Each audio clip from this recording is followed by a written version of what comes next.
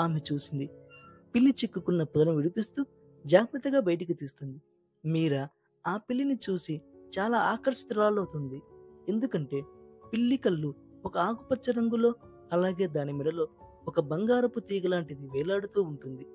మీరా ఆ పిల్లిని ఇంటికి తీసుకెళ్ళింది.